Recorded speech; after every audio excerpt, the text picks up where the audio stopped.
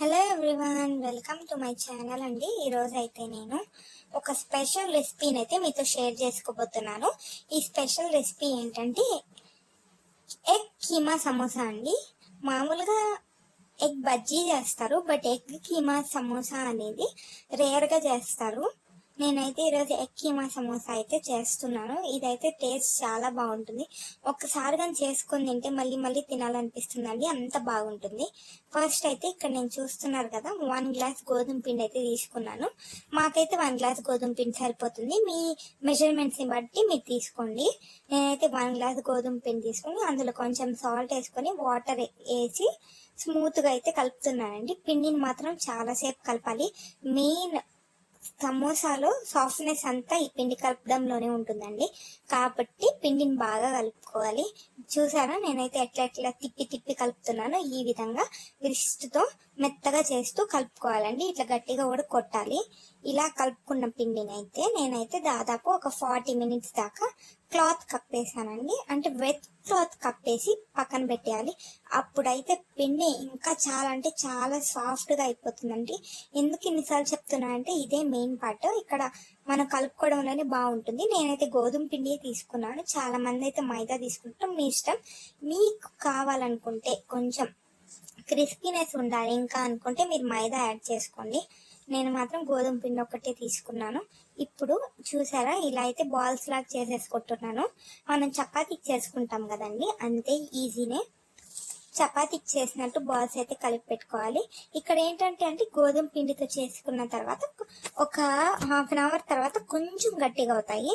అదే మైదా యాడ్ చేసుకుంటే అయితే గట్టిగా అవ్వవు. బట్ నేనైతే అన్హెల్దీ అనేసి మైదా మాత్రం యాడ్ చేయలేదండి.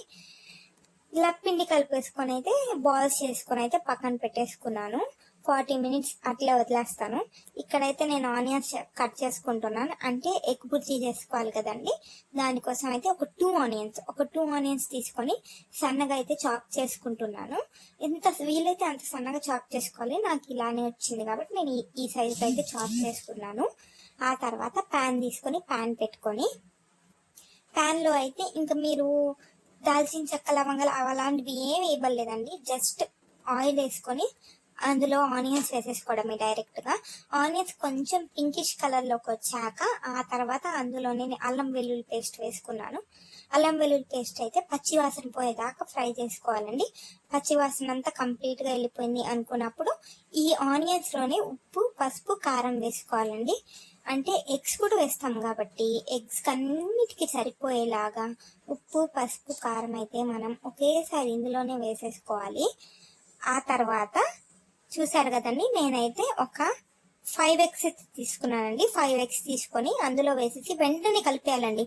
అస్సలు ఉంచకూడదు, ఉంచితే పెద్ద పెద్ద పీసెస్ అయిపోతాయి. కాబట్టి వెంటనే కలిపేసుకొని కావాలంటే కొత్తిమీర వేసుకొని, నేనైతే వేయలేదు.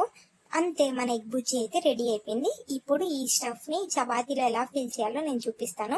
చూసారు కదా, చపాతీ అయితే చేసుకుంటున్నాను. మీ ఇష్టం, మీరు ఏ షేప్లో అయినా చేసుకోండి, ఎలా వస్తే అలా చేసుకోండి, ఇబ్బంది ఏం లేదు. ఆ తర్వాత దాన్ని మధ్యలో కట్ చేసేసుకొని ఇలా ఇప్పుడు నేను పెట్టుకుంటున్నాను కదా, చూసారు కదా, ఇలా అయితే ఫిల్ చేసేసుకోండి. ఎగ్ మిక్స్చర్ని ఎక్కువ వేయొద్దు, 1 స్పూన్ వేయండి ఫుల్గా వేసి. చూసారు కదండి, ఇలా అయితే సమోసాస్ చేసేసుకున్నాను.